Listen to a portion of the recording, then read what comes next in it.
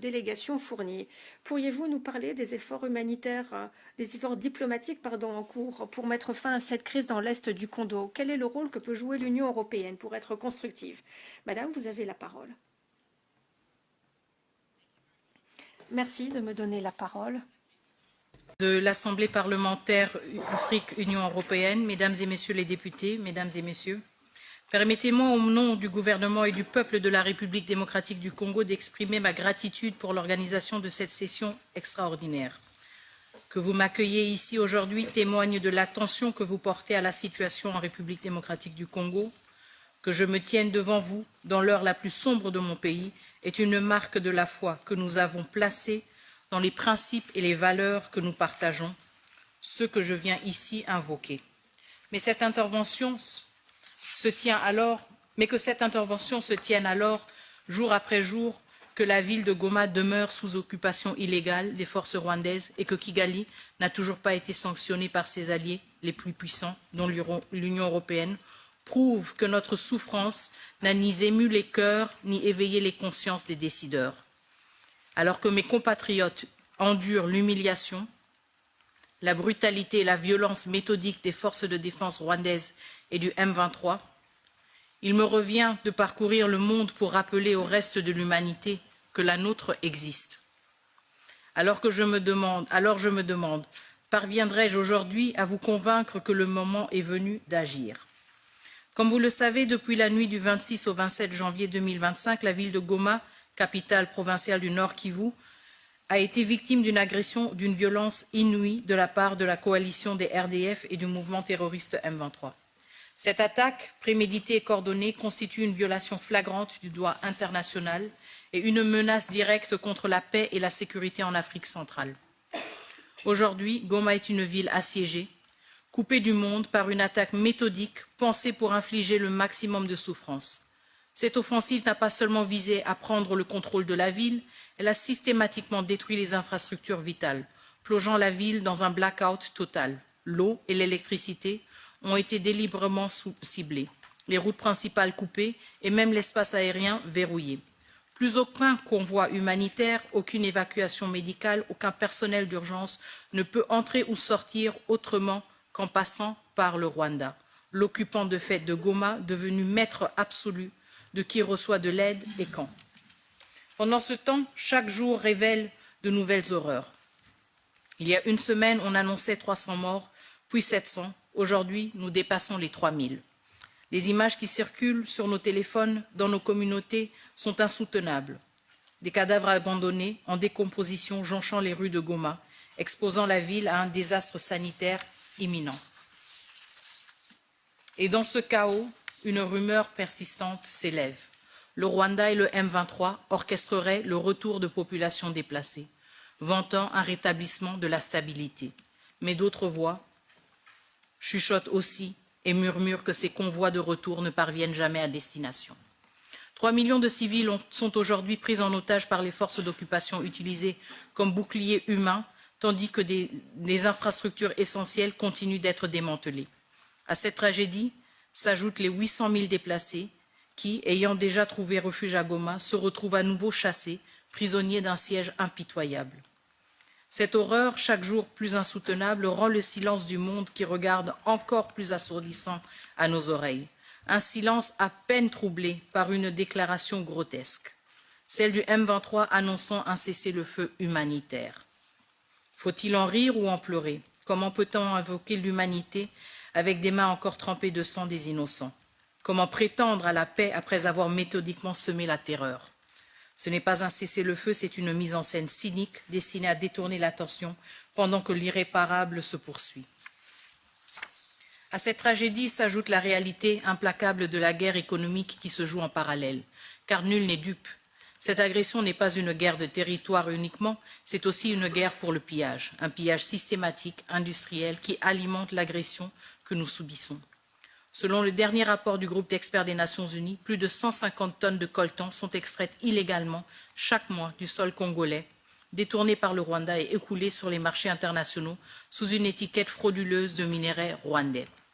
Et tout cela sous le couvert d'un partenariat florissant entre l'Union européenne et le Rwanda, scellé par un mémorandum d'entente sur les chaînes de valeur durable signé en février 2024. Un accord censé promouvoir un commerce éthique et responsable des ressources, mais qui, dans la réalité, offre à Kigali la couverture idéale pour écouler des minerais pillés au Congo sous un vernis de légalité. Alors je pose la question, cette durabilité qui est défendue avec tant de ferveur, de quoi est-elle réellement faite? De principe ou de pragmatisme? D'engagement réel ou de justification commode? L'Europe, qui se veut exemplaire en matière de commerce responsable, peut-elle continuer à revendiquer cette posture tout en restant un acteur passif de cette prédation? Mesdames et messieurs, puisque nous sommes en Europe, et maintenant, permettez-moi donc de changer de langue parce que je sais que le multilingualisme est promu. Et j'aimerais poursuivre en allemand pour rappeler les efforts diplomatiques et politiques constants de la République démocratique pour naviguer cette crise. Frau Präsidentin. Madame la Présidente, depuis le début de cette crise, la République démocratique du Congo a choisi la diplomatie. Nous avons fait confiance au processus de Luanda. C'est un processus reconnu sous le parrainage de M. Lorenzo. Il s'agit de promouvoir la paix. Mais nous reconnaissons, nous constatons que le Rwanda n'a jamais tenu la trêve de 2024. Le Rwanda n'a pas tenu ses engagements.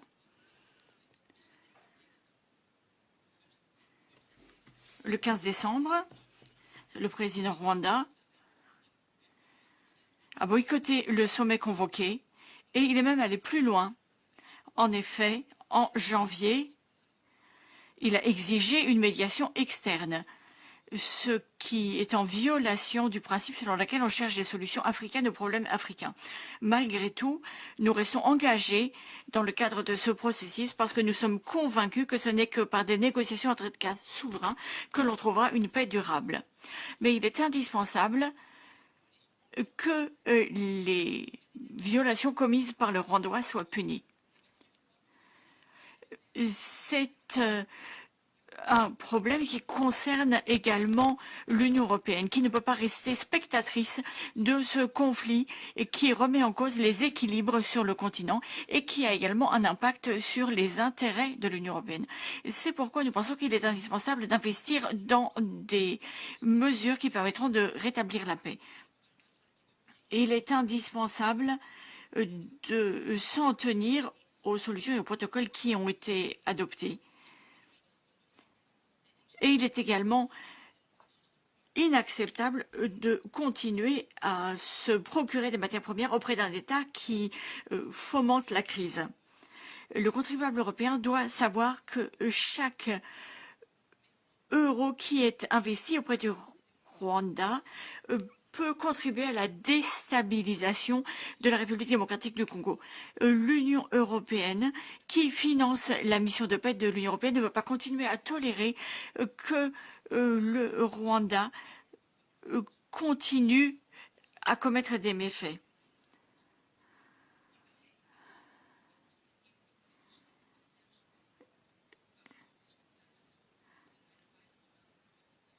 Il est indispensable d'envisager d'adopter des sanctions vis-à-vis des coupables.